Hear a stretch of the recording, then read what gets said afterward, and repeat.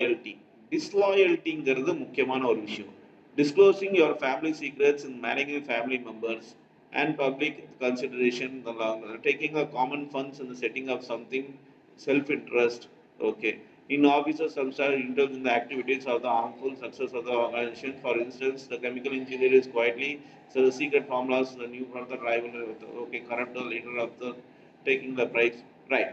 இந்த டிஸ்லாயல்ட்டிங்கிறது என்னன்னா நம்பிக்கை இல்லாத தன்மை. ஃபார் எக்ஸாம்பிள், இப்போ உங்கள் ஃபேமிலி விஷயத்த உங்கள் ஃபேமிலி கூட தான் வச்சுக்கணும். இப்போ உங்கள் ஃபேமிலி விஷயத்த வந்து இன்னொருத்தவங்கிட்ட சொன்னாலோ, இல்லை உங்கள் ஃபேமிலி மெம்பர்ஸை பற்றி ஒரு மெம்பர்ஸ் பற்றி இன்னொரு மெம்பர்ஸ்கிட்ட வேறு மாதிரி சொன்னாலோ, இதெல்லாம் டிஸ்லாயல்ட்டி.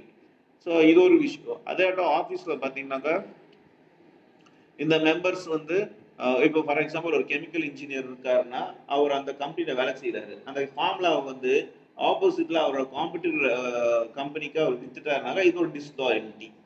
ஸோ இந்த மாதிரி ஒவ்வொரு இடத்துலையும் இந்த மாதிரி லஞ்சம் கொடுத்து பிரைப்னா லஞ்சம் கொடுத்து ஒரு வேலை வாங்குறது, இல்லை லஞ்சம் கொடுத்து ஒரு வேலையை செய்ய வைக்கிறது, இல்லை ஒரு எம்ப்ளாயரை வந்து சீட் பண்ணுறது, ஒரு நிறைய எம்ப்ளாயர்ஸ்லாம் குரூப்பாக சேர்ந்து ஒரு எம்ப்ளாயரை வந்து சீட் பண்ணுறது, இந்த மாதிரி விஷயங்கள்லாம் பார்த்தா லாயல்ட்டிக்கு ஆப்போசிட்டான ஒரு விஷயம். இதை காமனாக இன்னைக்கு பார்க்க முடியுது எல்லா இடத்துலையும். அதே மாதிரி பார்த்தீங்கன்னாக்கா இது அந்த ஆர்கனைசேஷனுக்கு ஒரு கேடான ஒரு விஷயம், அதுக்கே ஆர்கனைசேஷனுக்கு ஆபத்தான போய் முடிய வேண்டிய ஒரு விஷயமா இருக்கு. ஸோ இந்த டிஸ்லாயல்ட்டி தான் ரொம்ப மெயினான ஒரு விஷயமா இருக்கு.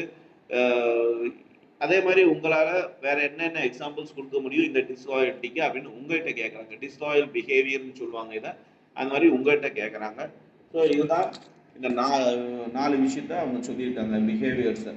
அதாவது irregularity and lack of punctuality, rude and impolite behavior, inadequate knowledge and skills, wastage of resources, disregard of rules and regulation, disrespect for job and disloyalty. See, இது எல்லாமே தான் என்னது?